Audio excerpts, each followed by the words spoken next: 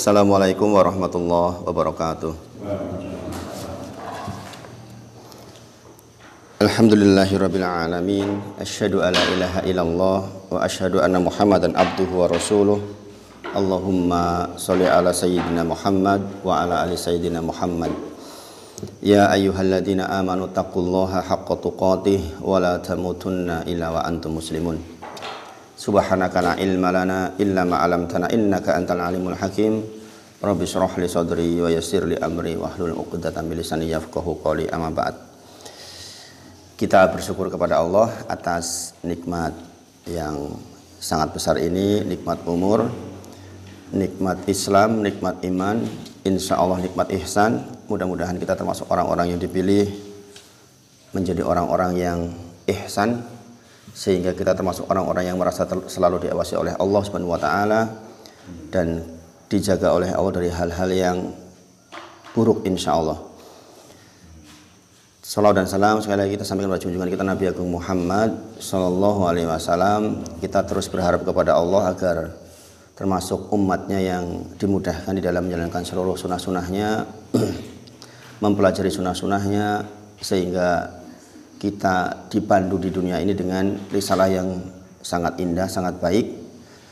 Kemudian kita nanti akan meninggal di atas sunnah Nabi Muhammad sallallahu alaihi wasallam.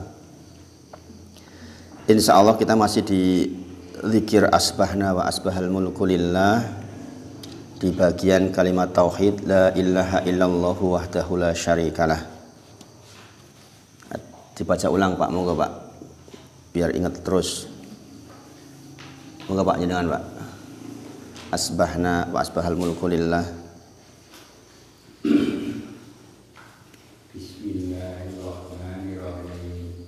Asbahna wa asbahal mulku lillah walhamdulillah la ilaha illallah wahdahu la syarikalah lahul mulku wa lahul hamdu wa huwa ala kulli syai'in qadir. Rabbi as'aluka khairam ma fi hadzal yaumi wa khairam ma ba'da wa a'udzu bika min syarri ma fi hadzal yaumi wa syarri ma ba'da. Rabbi a'udzu bika minal kasali wa su'il kibari. Rabbi a'udzu bika min adzabil nari wa adzabin bil qabri.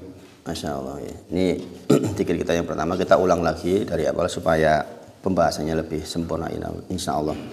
Asbahna wa asbahal mulku lillahi walhamdulillah la ilaha illallah wahdahu la syarikalah lahul mulku wa lahul hamdu wa huwa ala kulli syai'in qadir. Rabbi as'aluka khaira ma fi hadzal yaum wa khaira ma ba'dah wa a'udzu bika min syarri ma fi hadzal yaum wa syarri ma ba'dah. Rabbi a'udzu bika minal kasali wa su'il kibar. Rabbi a'udzu bika min adzabin finnari wa adzabin fil qabr. Ini kita sudah bahas dari mulai asbahna insya Allah terakhir sampai kalimat la ilaha illallah wahdahu la syarikalah. Ini berulang kali saya tekankan karena sebagaimana visi kita belajar agar kita dimudahkan di dalam mengucapkan kalimat la ilaha illallah di saat kita menjelang ajal insya Allah. Maka di dalam zikir nanti kalau dengan pelajari sepenuhnya akan ketemu banyak sekali kalimat la ilaha illallah wahdahu la syarikalah. Karena ini pokok dan tujuan dari kehidupan kita, yaitu ghayah kita. Sebagaimana sudah kita pelajari ada 9 alasan mengapa kita mempelajari kalimat la ilaha illallah, sebagaimana sudah kita bahas di pertemuan-pertemuan sebelumnya. Mudah-mudahan masih diingat insya Allah. Saya ulang sekali lagi tentang 7 syarat la ilaha illallah. 7 syarat la ilaha illallah. Ingat-ingat bahwa di dalam surah Ibrahim ayat ke-27 Allah berfirman, yusabitullahu ladina amanu bil qawli sabit fil hayati dunya wa fil akhirah. Orang-orang yang akan dimudahkan oleh Allah mengucapkan la ilaha illallah di akhir masa adalah orang-orang yang beriman, orang-orang yang amanu. Orang-orang yang amanu artinya orang-orang yang mempelajari ilmunya. Oleh karena itu Allah juga berfirman di dalam surah Fatir, innama yakhshallaha min ibadihil ulama. Sesungguhnya di antara hamba-hambaku yang takut kepadaku adalah ulama. Ulama artinya orang yang belajar, orang yang alim, orang yang mengetahui ilmunya. Jazakallahu khairan. Langsung tak minum, Mas. Bismillah.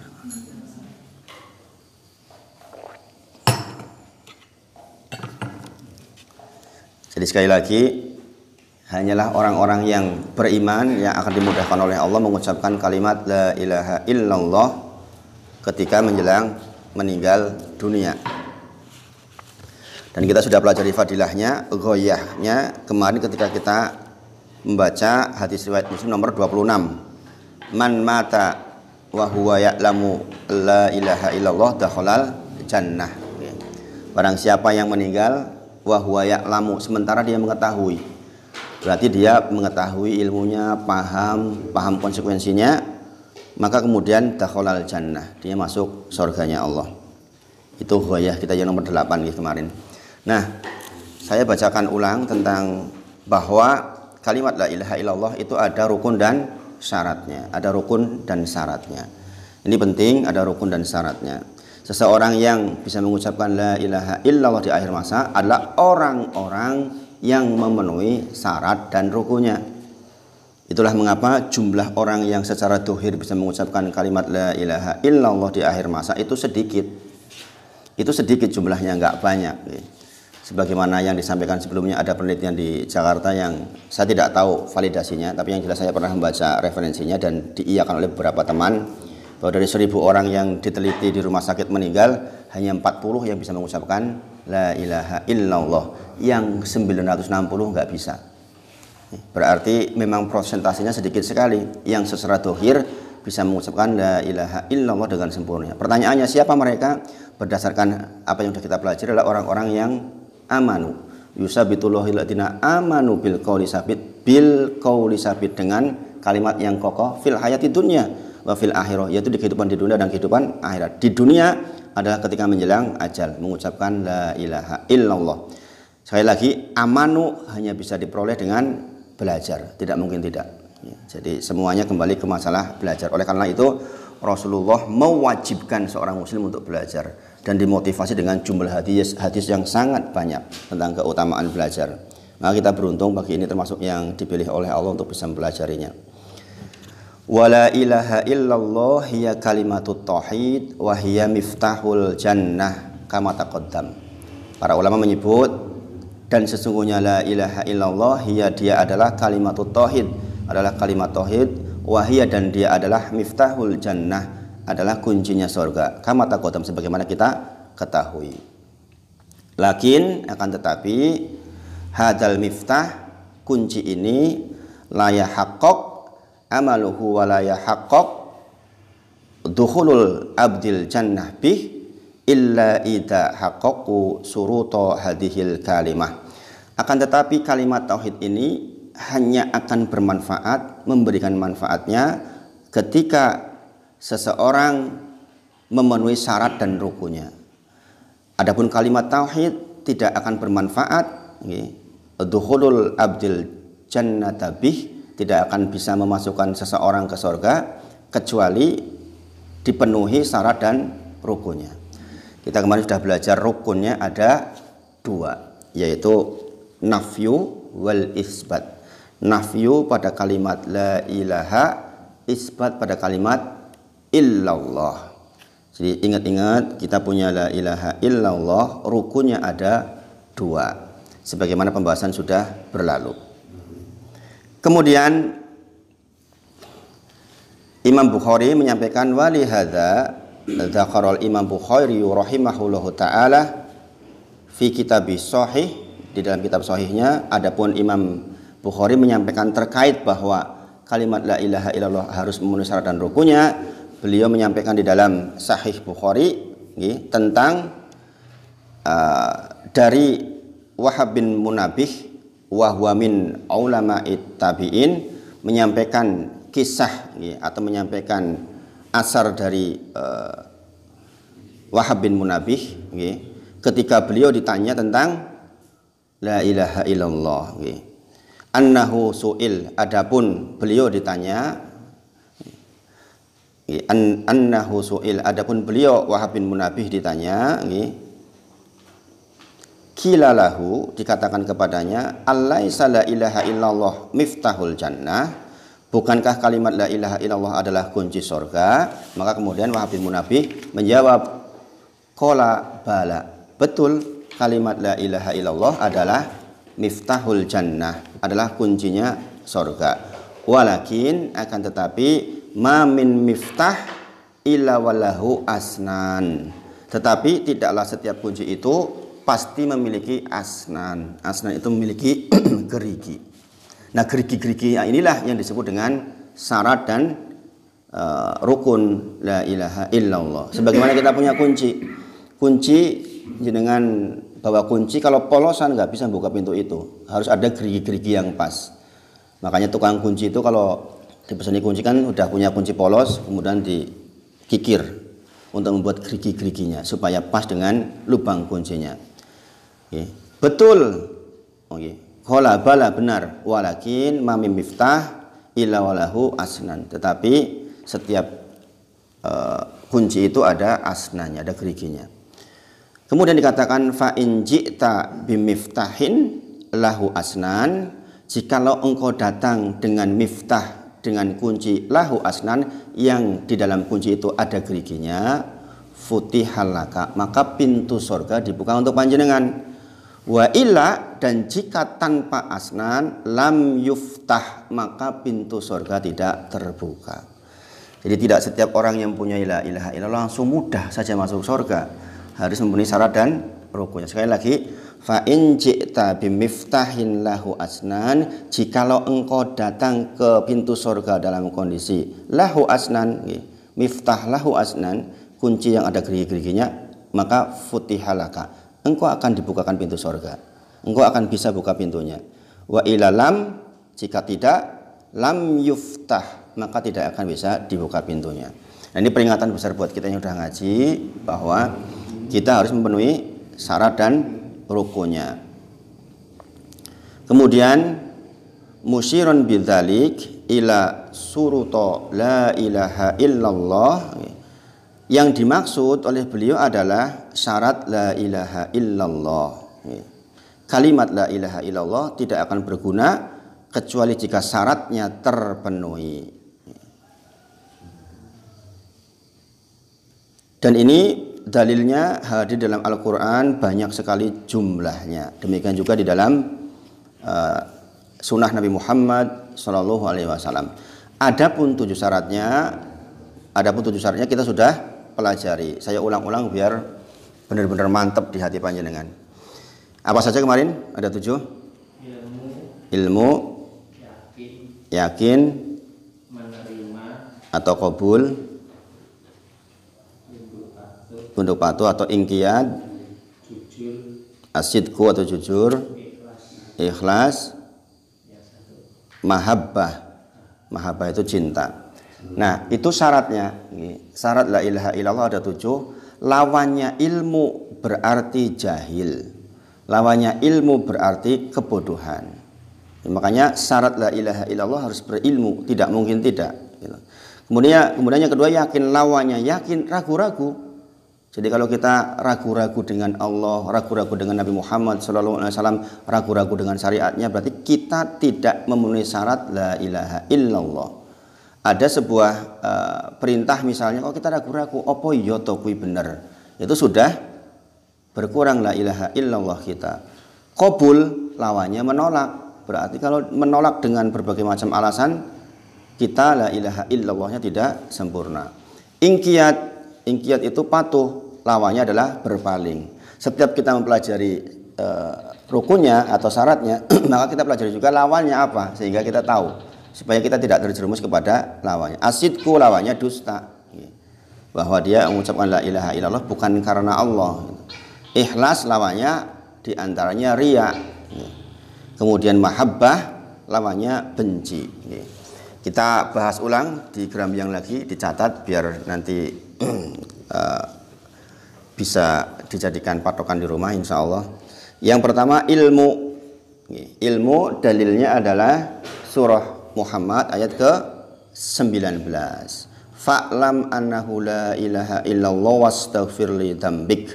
Fa'lam, ketahuilah, annahu la ilaha illallah, bahwa sesungguhnya aku adalah satu-satunya zat yang berhak diibadahi dengan benar.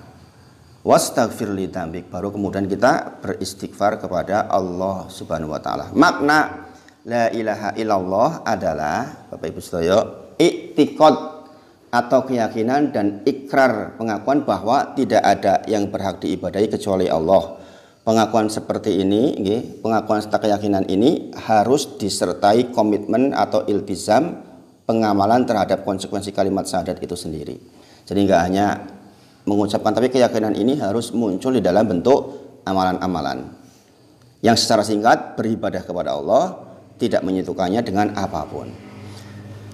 Maksud di dalam ayat ini adalah maksud fa'lam annahu la ilaha illallah wastaghfir li dzambik, ketahuilah bahwa dialah satu-satunya yang berhak terhadap ibadah. Ini satu-satunya yang berhak terhadap ibadah. Tidak boleh beribadah kepada selainnya, tidak boleh meminta kepada selainnya, tidak boleh bertawakal kepada selainnya, karena hanya dialah Allah yang berhak untuk diibadahi. Tidak ada ilah selain Allah, maka kita tidak boleh mengalamatkan ibadah kepada selain Allah. Ini yang kemudian kita harus pahami di dalam masalah ilmu adalah rukun kalimat la ilaha illallah, yaitu apa tadi? An-nafyu dan al-isbat. An-nafyu itu meniadakan, menghilangkan, menafikan semua bentuk kesyirikan, yang berarti mengingkari, menolak, menjauhkan setiap yang disembah atau dipertuhankan selain Allah di dalam kalimat la ilaha. Itu rukun pertama, yaitu kalimat la ilaha, atau negasi, atau meniadakan, atau nafyu. Nafyu, an-nafyu, yaitu meniadakan. Ini harus hadir, rukun ini harus hadir. Kalau kita mengakui Allah sebagai Tuhan kita, ya berarti di saat yang bersamaan kita pastikan bahwa di hati kita tidak ada sesembahan selain Allah. Jangan orang setelah sholat kehilangan barang ke dukun, itu berarti kan dia isbat tetapi la ilahanya nggak ada. Gitu. Ini orang yang paham ini tuh murni banget nih agamanya, masya Allah. Kemudian yang kedua al-isbat, yaitu afirmasi atau menetapkan illallah, kecuali Allah. Nah ini kalau jenengan lihat di dalam Al-Quran banyak sekali ayat yang menggambarkan hal ini, yang menjadi dalil terhadap kalimat la ilaha illallah. Ini banyak sekali jumlahnya. Di antaranya adalah surah Al-Baqarah ayat ke-256. Al-Baqarah 256. Siapa yang bawa aplikasi Quran? Bisa dibaca. 256. Sepenggal di 256. Famay yakfur bitauhuti wa yu'min billahi faqad istamsaka bil urwatil wusqa lang fisama laha. Ini kan ayat yang terkenal sekali ya. Coba dibaca Pak Marwan. La ikraha fiddin awalnya.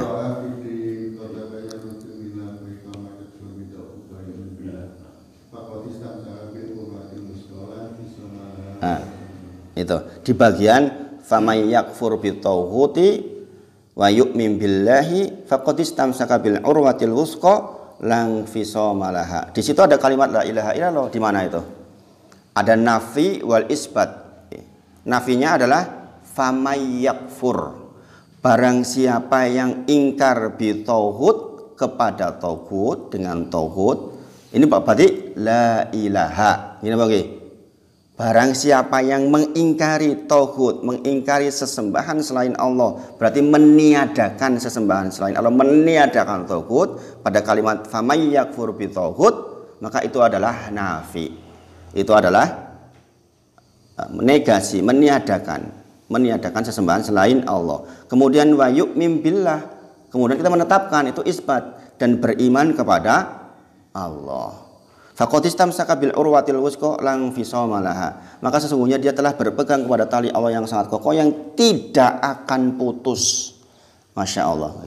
Ini kalimat yang masya Allah. Ini kalimat la ilaha illallah. Padha karo sebenarnya siapapun yang mengucapkan la ilaha illallah, faqad istamsaka bil urwatil wusqa lang fisama laha. Jadi di dalam Al-Quran begitu banyak arti la ilaha illallah di dalam keterangan-keterangan yang Allah sampaikan lewat firman-Nya. Yang kedua surah Az-Zukhruf ayat ke-26-27. Ini juga sama, ada nafi wal isbat.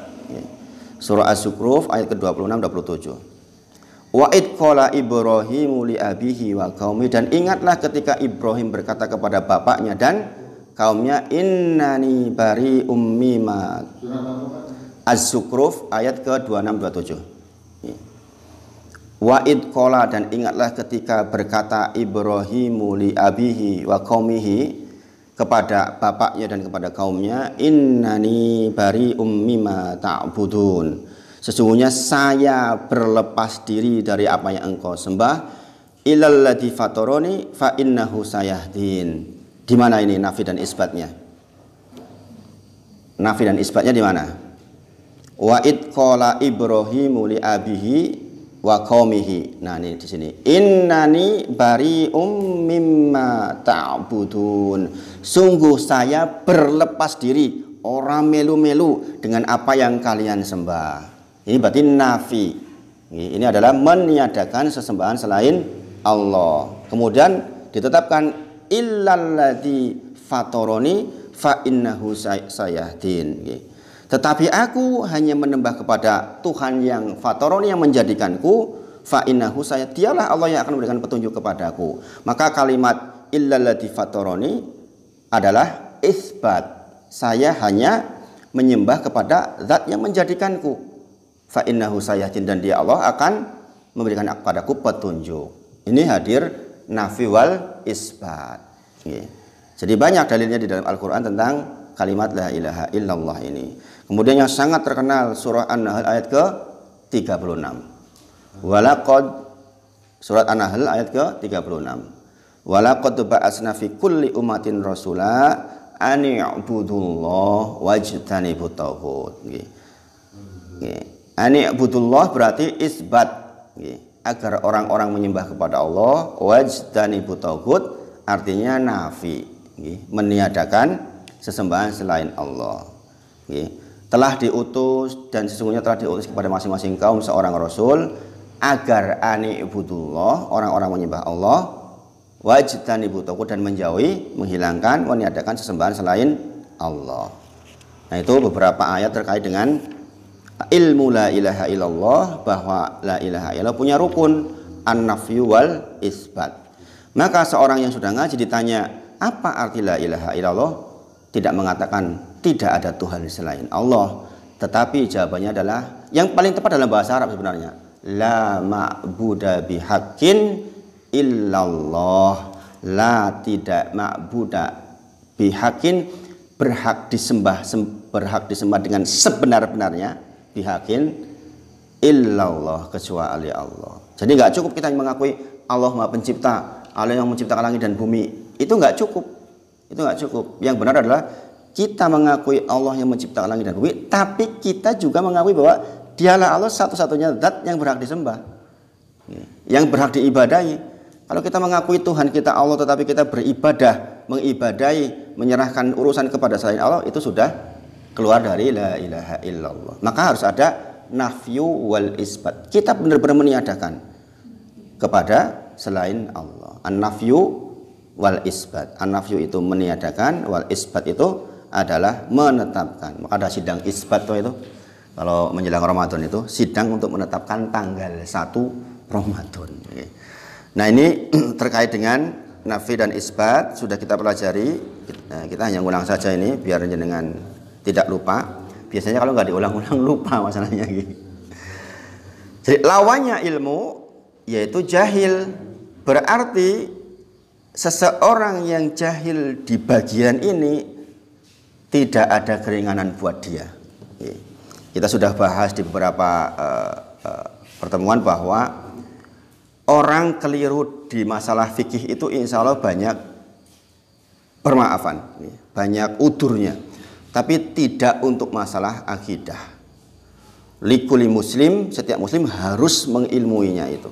Sayangnya begitu sedikit orang yang mau duduk di majelis, merendahkan dirinya, membuka hatinya untuk belajar. Terlebih orang-orang yang sudah merasa pinter la ilaha illallah. Menyedihkan. Makanya saya bersyukur beberapa jamaah diantaranya orang-orang yang secara pendidikan sangat baik.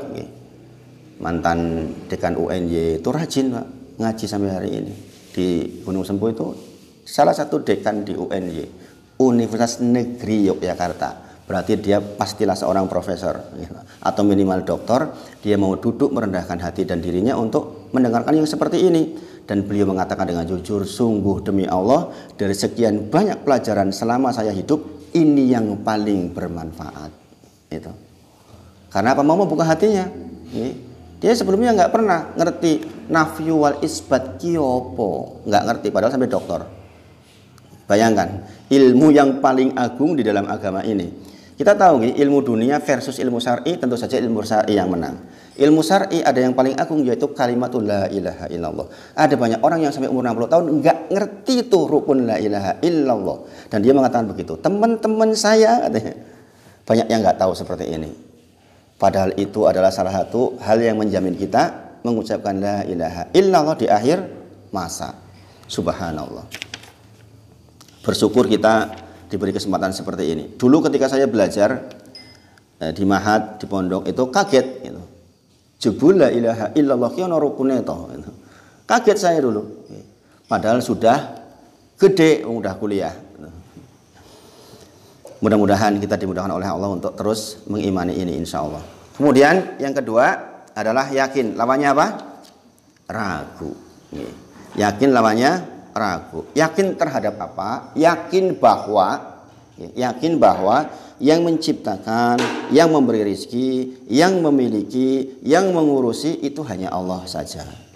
Yakin bahwa yang berhak disembah dan diibadahi hanya Allah saja. Yakin bahwa yang berhak ditawakali, yang berhak ditakuti, yang berhak diharapi hanya Allah saja. Itu adalah uluhiyah. Kemudian yang mempunyai nama-nama dan sifat-sifat yang agung hanya Dia, Allah saja. Yang punya maha itu hanya Allah saja. Kita yakin betul itu. Orang yang keyakinannya sempurna, maka dia tidak akan gundah gulana di dalam hidup ini. Ini diantara efek positifnya. Contoh, orang yang yakin terhadap rububiyah Allah terkait dengan rizki, maka dia akan tenang walaupun dalam kondisi sangat terdesak. Saya ucapkan jazakallahu khair untuk seluruh jamaah yang kemarin membantu Aisyah. Insya Allah mudah-mudahan bermanfaat. Mudah-mudahan Allah tulis dengan catatan yang baik, Masya Allah. Itu rezeki yang insya Allah sampai ke akhirat insya Allah. Aisyah secara bacaan tartil kemarin di metode Umi ketika bukan dilombakan, diujikan imtihan itu juara 2 alhamdulillah. Jadi termasuk anak yang mudah-mudahan bisa menjadi cahaya ke depan, menitipkan bacaan Al-Quran di mereka. Saya merasa 30 juz itu berat banget. Salah satu yang membuat saya sangat semangat untuk menyekolahkan anak di Al-Quran, karena saya sendiri merasa ngapal 30 juz itu susahnya luar biasa.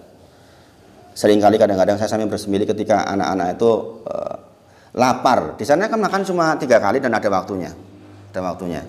Padahal energi yang digunakan untuk menghafal Quran itu sedemikian rupa. Aziza sering bilang, kalau antara jam 5 sore sampai Isya itu sampai sakit perut katanya. Kenapa? Makan itu setelah Isya. Sementara holaku sudah yang ke-8 itu. Jadi antara sore sampai Isya itu laparnya luar biasa. Dan kebetulan Aziza itu sangunya nggak banyak dibanding teman-teman. Ya, sangunya nggak banyak. Ya, semua keterbatasan yang dari awal udah perjanjian. Aziza sangunya nggak banyak. Harus menahan diri gitu. Makanya kita menitipkan kepada anak-anak hafalan Quran kita, mudah-mudahan kita ketika meninggal lisan mereka terus mengucapkan itu sehingga pahala terus mengalir di kita insya Allah. Karena tidak setiap anak juga punya kemampuan untuk menghafal. Dan alhamdulillah Aisyah termasuk yang cukup baik, alhamdulillah. Padahal dia di rumah masih mengerjakan sosmednya yang sehari itu kadang-kadang menghasilkan $5, $6. Aisyah itu. Anak saya kecil kelas 5 SD loh, kelas 6 SD. Dia meluangkan waktu kalau habis pulang sekolah itu jam 2, kemudian les sekarang kelas 6 sampai pulang sekolah jam 12, les sampai jam 2, nanti jam 3:30 sudah berangkat untuk ke TPQ ngapal Quran sampai maghrib, habis maghrib dia minta izin ke kita, ke orang tuanya untuk pegang HP sekitar 3 jam. 3 jam itu. Kemudian dia ngedit, kemudian dia nge-live, itu nanti setelah 2 atau 3 jam ayah dapat $5, ayah dapat $7 ya gitu. Dikumpulin untuk daftar pondok kemarin, Masya Allah. Masya Allah. Ini mudah-mudahan sekali lagi apa yang jenengan libatkan bermanfaat di sisi Allah. Yakin bahwa kita mempunyai zat yang rububiyah, uluhiyah, asma wa sifat. Yakin bahwa Allah yang beri rezeki kepada kita, memiliki kita, mengurus kita, menciptakan kita. Dan di antara dalilnya adalah sudah kita sebutkan surah Al-Hujurat ayat ke-15. Surah Al-Hujurat ayat ke-15. Yaitu ini sangat berkaitan dengan langsung di bagian siapa yang bisa mengucapkan la ilaha illallah di akhir masa. Kita tahu yang bisa mengucapkan adalah orang-orang mukmin, orang-orang yang beriman. Di sini dikatakan innamal mu'minuna alladzina amanu billahi wa rasulih thumma lam yartabu. Thumma lam yartabu. Orang mukmin itu, orang yang beriman itu adalah orang-orang yang beriman kepada Allah dan Rasulnya, thumma kemudian lam yartabu, kemudian dia tidak ragu-ragu.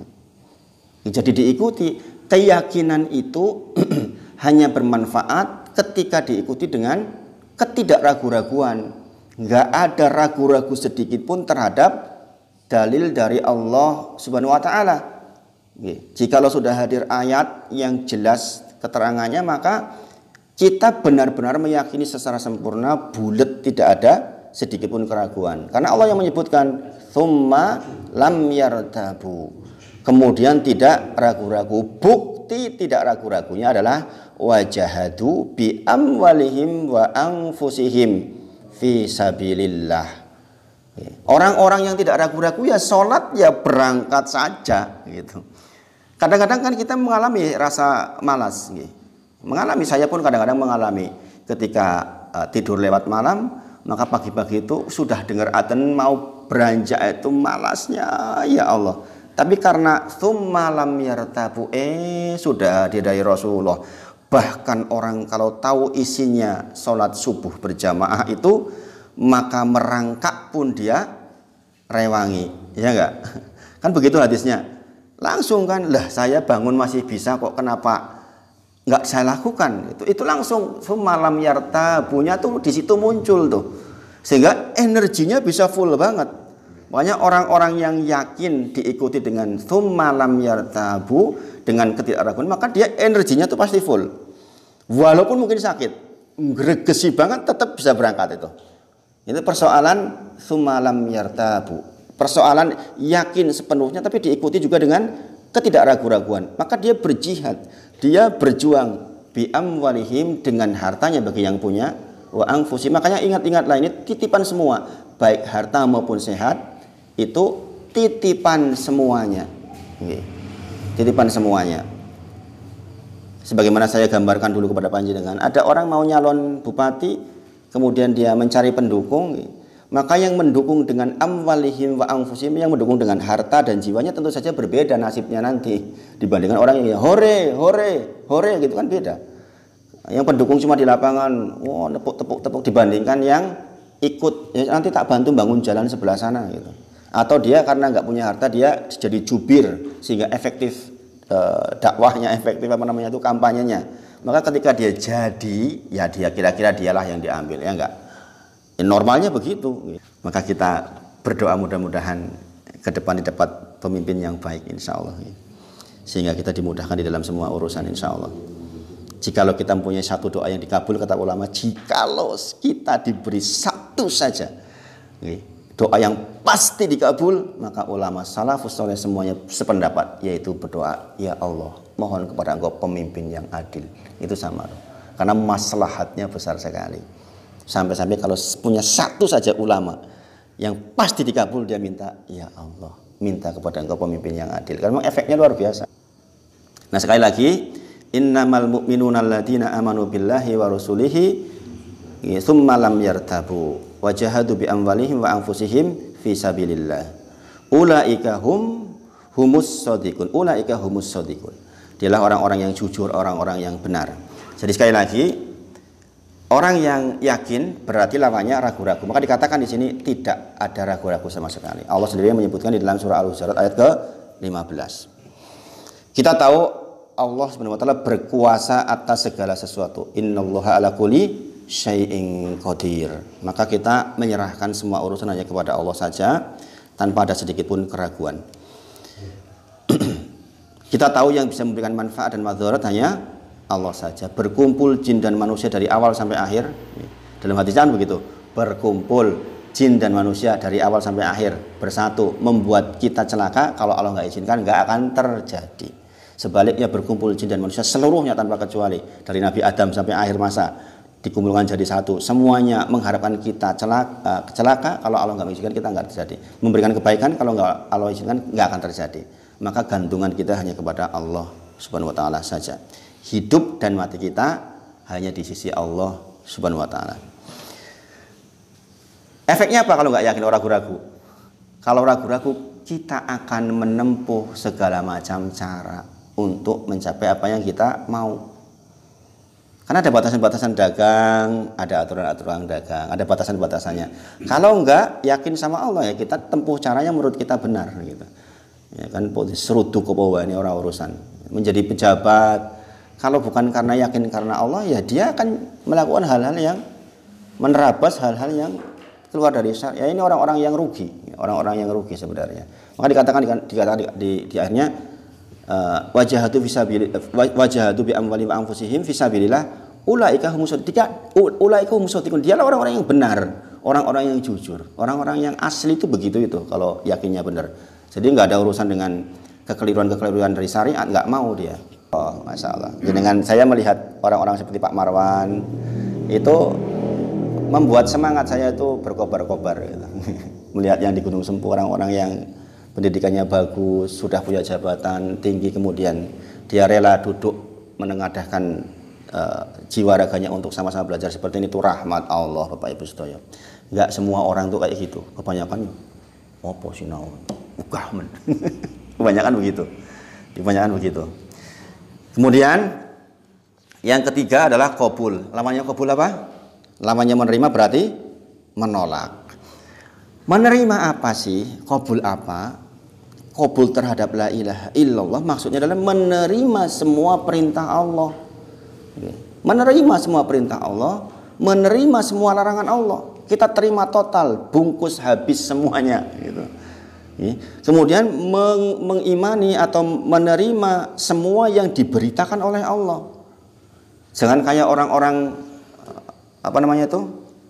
liberal yang mengatakan bahwa apa yang ada dalam Al-Quran itu hanya contoh, diambil hakikatnya saja. Kisah Musa itu ya nggak ada, mana ada kisah Musa katanya. Mana ada lautan dibelah menjadi 12 bagian sesuai dengan jumlah suku Yahudi gitu. Mana ada gitu. Airnya ke atas masing-masing ada bolongannya loh, dalam Al-Quran ketangannya kan begitu. Dibuat menjadi 12 sesuai dengan jumlah kabilah-kabilahnya itu, masing-masing yang naik ke atas itu ada bolongannya, biasa saling lihat. Bayangin, kata mereka itu kan cuma cerita, diambil hakikatnya saja, diambil ibrahnya saja. Ini orang-orang yang tidak qabul di dalam la ilaha illallah, dan hari ini banyak jumlah orang seperti itu, banyak sekali. Kemudian menerima bahwa kita percaya betul bahwa Allah tuh nggak mungkin bohong, Allah tuh nggak mungkin dusta, Allah tuh nggak mungkin ingkar. Allah tuh nggak mungkin ingkar. Di dalam Al-Quran dari awal sampai akhir pasti adanya cuma kebenaran. Demikian juga apa yang disampaikan oleh Nabi Muhammad SAW di dalam hadis-hadisnya yang terkumpul di dalam Kutubus Sittah itu, maka semuanya kita terima. Kita terima semuanya tanpa menolak dengan ro'yu. Ro'yu itu apa? Pemikiran-pemikiran. Oh, ini ya ora lah, ketok ini. Nah, sudah macam-macam di sini nih. Kemudian kita tidak menolak dengan hawa nafsu. Kadang-kadang ada dalil-dalil yang nggak sesuai dengan hawa nafsu kita. Banyak mesti itu yang bertentangan. Maka kita nggak tolak. Menerima qabul artinya kita menerima total apa yang disampaikan oleh Allah dan Rasulnya. Kadang ada menolak dengan perasaan-perasaan kita. Oh, perasaan koyo ngono yuk, masa sih? Nah, gitu kan. Ada perasaan di mana menurut kita itu nggak benar gitu. Ketahuilah kalau dalil sahih sudah datang, kita hanya menerima saja.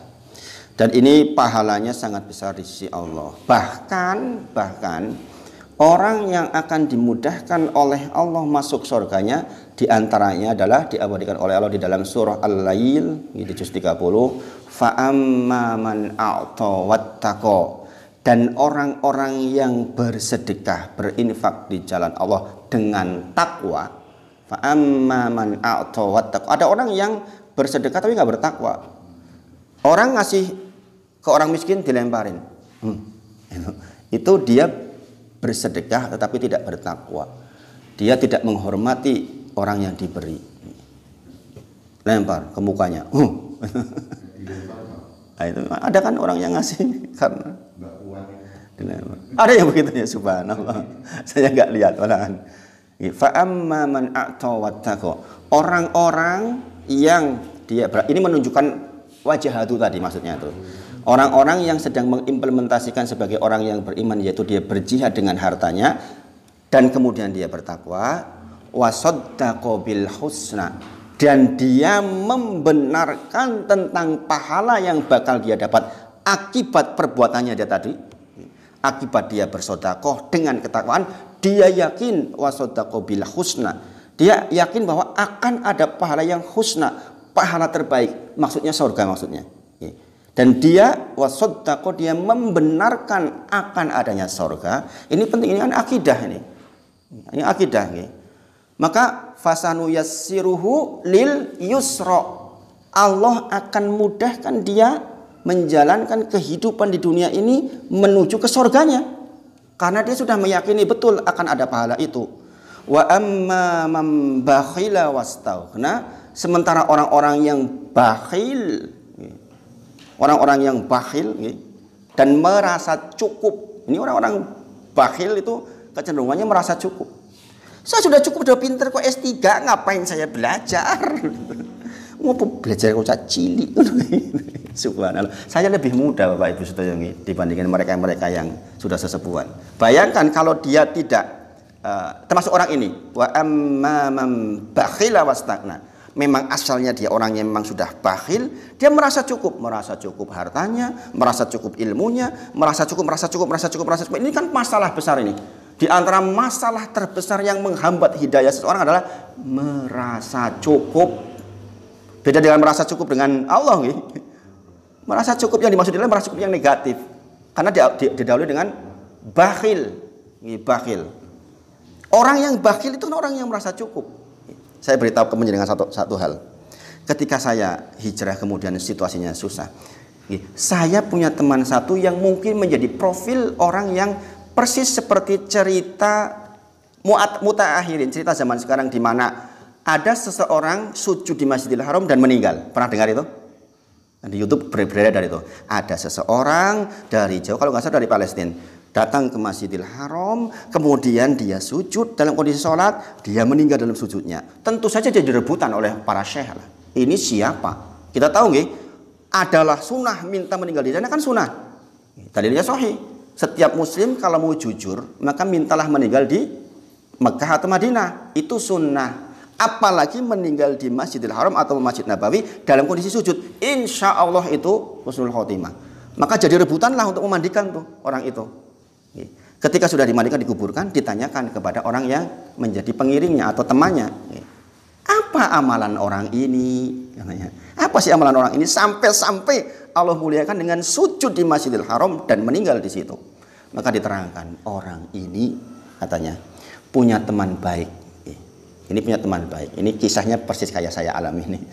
Punya teman baik. Temannya ini menikah, punya anak 3. Dia juga punya anak. Kemudian temannya ini sakit dan meninggal. Ini teman baik. Sejak saat itu dia berazam. Dia mengatakan kepada keluarganya, sejak saat ini setiap gaji yang saya terima, saya bagi 2 untuk janda dari teman saya. Bukan dalam rangka meningkahi janda loh ini. Benar-benar menolong sampai akhir hidupnya. Setiap gaji yang dia terima, separuh untuk keluarga temannya, separuh untuk dirinya. Itu amalan yang membuat dia kemudian meninggal di Masjidil Haram. Bapak Ibu Sedaya, di zaman sekarang ada seperti itu. Ketika saya mengalami susah hijrah, ada teman yang memperhatikan, teman SMA ini teman SMA. Sampai hari ini yang bayarin SPP-nya Aziza tuh dia. Hit, saya tahu kondisimu lagi nggak bagus, tolong saya diizinkan untuk bantu pendidikan anakmu. Setiap hari langsung transfer ke pondok. Jadi saya nggak pernah ngurus lagi untuk Aziza.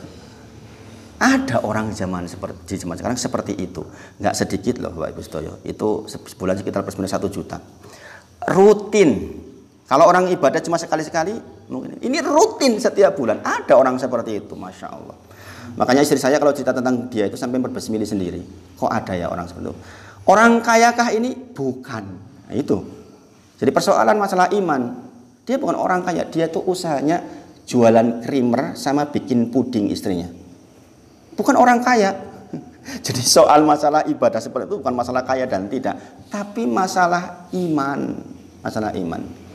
Ini kemarin tahu Aisyah diterima, transfer terakhir itu dilebihkan 500. Jadi biasanya 1 juta jadi 1,5 juta. Masya Allah. Ada orang seperti itu. Dia bilang, saya pengen kamu konsentrasi belajar aja, Hit. Saya nitipin di mulutmu karena saya nggak bisa katanya. Dari SMA dulu memang begitu. Saya dari SMA dikenal bisa menyampaikan. Jadi kalau ada ide-ide besar nanti ditumpuk dikasihkan ke saya yang nyampein. Makanya dia bilang saya titipin di lisanmu, kamu konsentrasi saja di situ. Masya Allah. Dia mungkin mengambil hikmah, temennya mati secara fisik. Saya mengalami mati secara usaha kemarin kan, sama sekali nggak berjalan. Hikmah itu yang diambil, masya Allah. Makanya orang-orang seperti itu orang-orang yang wajahadu bi amwalihim wa anfusihim fi sabilillah. Dan ulaika humus shodiqun. Dialah orang-orang yang benar dan sedikit di zaman sekarang. Karena bahkan saudara sendiri, saya sendiri yang kaya raya, rumahnya lebih dari 4, nggak melakukan itu. Harusnya ini kan saudara ini yang melakukan ini, pun nggak melakukan itu. Ada mobilnya lebih dari 3. Moga. Kemudian yang tadi terakhir apa? Jadi qabul, menerima. Kemudian orang-orang yang wa amma man bakhila wastaghna, orang-orang yang dia bakhil dan merasa cukup, wa kadzdzaba bil husna, hubungannya langsung wa kadzdzaba bil husna, dia pasti orang-orang yang mendustai tentang janji Allah terhadap pahala besar. Wa kadzdzaba bil husna. Maka kemudian fasanu yasiruhu lil usra, maka dia akan dimudahkan untuk mendapatkan kesukaran dalam hidup, masuk ke surganya Allah Subhanahu wa taala. Jadi ini udah paket. Orang-orang yang lomoh ya paketnya surga, orang-orang yang bakhil maka paketnya neraka. Sudah demikian adanya, Allah sendiri yang menyampaikan. Kemudian wa may yughni anhu maluhu idza taradda, maka dia itu hartanya tidak bermanfaat baginya ketika nanti dia sudah sirna. Begitu dia meninggalkan harta banyak, meninggal, nggak ada artinya apa-apa buat dia sama sekali. Subhanallah. Maka ini qabul, menerima dengan sempurna apa yang menjadi konsekuensi la ilaha illallah. Yang keempat kemarin apa? Al-inqiyad atau tunduk. Lawannya apa berarti? Berpaling. Lawannya berpaling. Lawannya berpaling. Dan ini adalah hakikat Islam. Jenengan kan agamanya Islam. Kalau ditanya Islam, Islam itu dari kata aslamu yuslimu, yaitu berserah diri. Berserah diri, kata lainnya tunduk. Berserah diri berarti siap diatur. Nah ini bahasanya penting banget. Ini yang nggak mau, yang Abu Jahal, Abu Lahab nggak mau tuh ini. Dia tuh nggak siap diatur. Karena kalau dia mengucapkan la ilaha illallah, berarti dia harus mengikuti aturan syariat dari Nabi Muhammad SAW. Maka dia nggak mau. Justru Abu Lahab, Abu Jahal itu karena tahu konsekuensi la ilaha illallah, maka dia nggak mau mengucapkan. Sementara kita banyak sekali mengucapkan la ilaha illallah, tapi nggak ngerti maksudnya, gitu kan? Bahkan menjadi budaya di tempat kita, tahlilan itu kan baca la ilaha illallah banyak banget tuh. Jadi kalau ditanyakan kepada mereka, apakah rukun dan konsekuensi la ilaha illallah, nggak ngerti. Yakin banget nggak ngerti. Padahal orang-orang musyrikin tahu karena tahu dia nggak mau. Kita itu mengucapkan mau karena nggak tahu malah mau gitu. Kalau tahu belum tentu semuanya mau. Nek bala ilaha illallah ki kudu rajin salat loh. Nek bala ilaha illallah kudu zakat loh. Mungkin banyak orang iman harta saya nggak mau. Banyak mungkin orang yang nggak mau kalau sadar dari awal. Beruntung kita nggak sadar. Menjadi sadar ketika kita belajar seperti ini. Kalau nggak belajar mana bisa kita sadar. Bukan tunduk, lawannya kan berpaling. Kalau berpaling berarti dia tunduk kepada hawa nafsunya, dia tunduk kepada perasaannya, dia tunduk kepada keinginannya, dia tunduk kepada kebodohannya, kadang-kadang tunduk kepada kedudukannya, kadang-kadang tunduk kepada kekayaannya. Ini kan orang kaya tuh atau orang yang berkedudukan kadang-kadang berpotensi berbuat zalim, ya enggak? Dia kemudian bertunduk kepada kekayaannya, kepada kedudukannya, dia berbuat zalim kepada orang lain karena merasa mampu. Nembak iso kok. Subhanallah. Karena merasa mampu, merasa kuat, maka dia tertundukkan oleh hawa nafsunya karena didukung oleh kedudukannya. Subhanallah. Ingat-ingatlah bahwa syarat la ilaha illallah itu lawannya itu, yaitu tunduk patuh hanya kepada aturan Allah saja. Ingat, Allah itu kalau hendak memberikan azab, azabnya sangat berat. Maka seharusnya kita takut, membuat kita tunduk. Seperti kita belajar zaman dulu pakai gitik atau pakai pecut zaman dulu tuh. Dideloke kayak semikir, wah iku nek ora manut aku di sabet. Demikian kita sebenarnya. Ya kan? Kalau kita nggak tunduk patuh kepada Allah, kita akan dipecut oleh Allah di dunia dan di akhirat, di kuburan juga, subhanallah.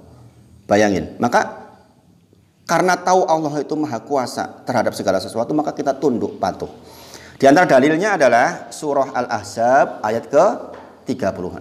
Surah Al-Ahzab ayat ke-36. Wa ma kana lil mu'minin wala mu'minatin idza qadallahu wa rasulahu amran ayyakuna lahum al-khiyaratu min amrihim. Orang-orang mukmin itu laki-laki dan perempuan, idza qadallahu wa rasulahu, jikalau telah datang ketetapan, jikalau telah datang aturan, jikalau telah datang perintah atau larangan kepada mereka, ayyakuna lahumul khiyarah min amri, maka tidak ada pilihan bagi dia untuk pilih-pilih aturan yang lain untuk mengurusi urusannya itu. Pokoknya ya ketetapan Allah dan Rasulnya itu yang diambil. Wa may ya'sillaha wa rasulahu faqad dhalla dhalalla mubina. Barang siapa yang menyelisihi Allah dan Rasulnya, sungguh dia telah melakukan kezaliman sezalim-zalimnya, zalim yang sangat nyata. Maka pilihan kita hanya ingkiyat, hanya tunduk saja. Dan ini menjadi syarat la ilaha illallah kita. Kalau kita nggak tunduk patuh, ya la ilaha illallah kita nggak sempurna. Atau di dalam surah An-Nur ayat 51. Surah An-Nur ayat 51. Allah berfirman, innama kana qaulal mu'minina idza du'u ilallahi wa rasulihi. Nah ini. Hanya ucapan orang-orang mukmin itu yang apabila mereka diajak kepada Allah dan Rasulnya, kemudian liyahkuma bainahum ayaqulu sami'na wa ata'na. Agar Rasul memutuskan perkara di antara mereka, mereka berkata, saya mendengar dan saya taat. Wa ulaika humul muflihun, dan mereka itulah orang-orang yang beruntung. Jadi gitu.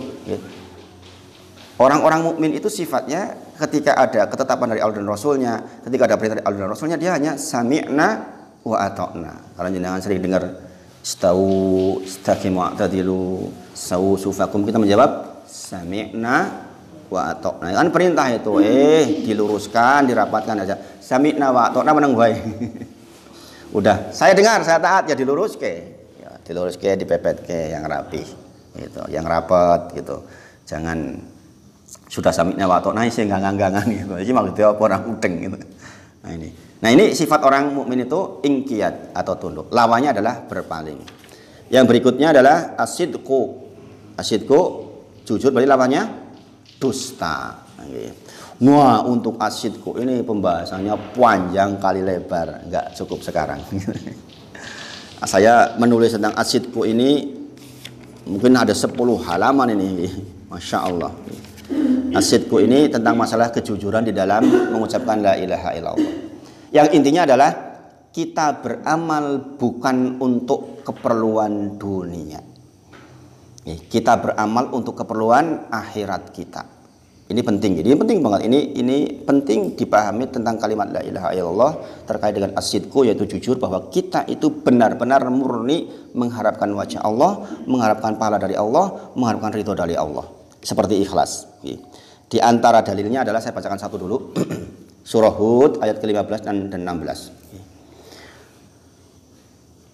Allah itu, Bapak Ibu Saudara, enggak ridho kalau kita beramal soleh untuk keperluan dunia kita saja. Jadi jenengan kalau beramal soleh, visinya harus langsung set ke akhirat. Saya nyekolahin anak, set ke akhirat. Gitu. Bukan urusan dunia. Nanti kalau akhirat kita tuju, dunia mengikuti. Allah berfirman, man kana yuridul hayatad dunya wa zinataha, barang siapa yang dengan amal solehnya dia mengharapkan dunia wa zinataha dan seluruh perhiasannya, maka kemudian dikatakan nuwaffi ilaihim a'maluhum fiha, maka pasti niscaya saya berikan semua keinginannya itu, kata Allah. Diberikan, Allah nggak bakal zalim. Kalau jenengan beramal sholat tahajud pengen naik jabatan, dikasih itu sama Allah. Jenengan sholat duha supaya rezekinya lancar, dikasih sama Allah, insya Allah itu. Tapi ketahuilah, kata Allah, seseorang yang melakukan itu, yang dominasi atas amal baiknya itu untuk yang seperti itu, kata Allah, pasti akan diberikan. Wahum fiha la yubkhasun, mereka di dunia tidaklah akan dirugikan. Dapat mesti. Jenengan kerja keras, niatnya karena dunia, jenengan sholat duha karena dunia, jenengan tahajud karena dunia, pasti dikasih oleh Allah. Allah nggak akan rugikan panjenengan. Dikatakan di ayat 16-nya, ulaikal ladina laisa lahum fil akhirah ilan nar. Itulah orang-orang yang tidak memperoleh apapun di akhirat kecuali neraka. Udah dapat di dunia semua, bayar semua tuh di dunia sesuai dengan keinginannya. Ilan nar. Jadi ulaikal ladina laisa lahum fil akhirah ilan nar wa habita ma sana'u, lenyaplah semua yang mereka usahakan fiha di dunia. Wa batilum ma kanu ya'malun, maka mereka pun semua usaha di dunia ini menjadi sia-sia. Kenapa? Allah nggak ridho? Karena sia-sia, dunia itu kan habis. Jenengan mengumpulkan sebanyak apapun, nanti 60 tahun jenengan sedo, 70 tahun sudah habis. Makanya Allah tuh nggak ridho kalau jenengan melakukan sebuah amal soleh dengan tujuan dunia. Tujukan ke akhirat, nanti dunia mengikuti. Ini paham maksudnya? Dipahami. Ini yang dimaksud di ayat ini adalah Masya Allah. Dikatakan orang-orang seperti itulah yang tidak dapat di akhirat apa-apa kecuali neraka jahanam. Karena apa? Di dunia dia sudah dapat seluruhnya. Makanya dipastikan orang non muslim itu kalau rajin mesti kaya. Jangan perhatikan, wong non muslim kok rajin, sedekahnya rajin, kemudian kerjanya keras, mesti kaya. Kenapa? Dikasih semua sama Allah di dunia, nggak bakal dirugikan. Kita usaha 10, dapat mungkin 2, yang 8 disimpan sama Allah tuh. Tapi kadang-kadang orang non muslim usaha 10, dia dapat 10-10-nya. Makanya orang non muslim pun senang sedekah. Jangan dikira nggak senang sedekah. Saya punya tetangga non muslim senang banget sedekah. Apalagi kalau sedekahnya sama orang Islam. Dia mengatakan, nek bar sedekah orang Islam itu rezekiku tambah oke. Nah, itu bukti nyata kan. Ayat ini menunjukkan demikian. Allah nggak akan rugikan sama sekali usaha mereka. Demikian juga usaha kita kalau kita tujuannya untuk dunia. Maka jangan sekali-kali kita sholat duha pengen rezeki banyak. Sholat duha itu ya cari ridho Allah, cari wajah Allah, cari kedekatan dengan Allah. Dengan itu insya Allah Allah akan kasih dengan sendirinya. Nggak dikasih pun kita tetap ikhlas kepada Allah. Bayangkan dengan sholat duha dalam rangka cari rezeki nggak dikasih sama Allah tuh, ngamuk sama Allah. Ya nggak? Sholat tahajud rajin banget pengen jadi jabatan, nggak jadi, ngamuk. Makanya ada orang yang habis ngasih karpet diambil lagi di masjid. Karena bukan karena Allah, tujuan dunia. Diminta lagi. Nah ini yang kelima tentang as-sidqu, jujur, lawannya dusta, kita bahas minggu depan insya Allah lebih dalam lagi. Ini saya ulang-ulang karena ini bagian yang sangat penting. Mudah-mudahan tetap menjadi baru bagi panjenengan. Kita akhiri dengan kafaratul majelis. Subhanakallahumma wa bihamdika asyhadu alla ilaha illa anta astaghfiruka wa atubu ilaik. Wa akhiru da'wana alhamdulillahirabbil alamin. Assalamualaikum warahmatullahi wabarakatuh.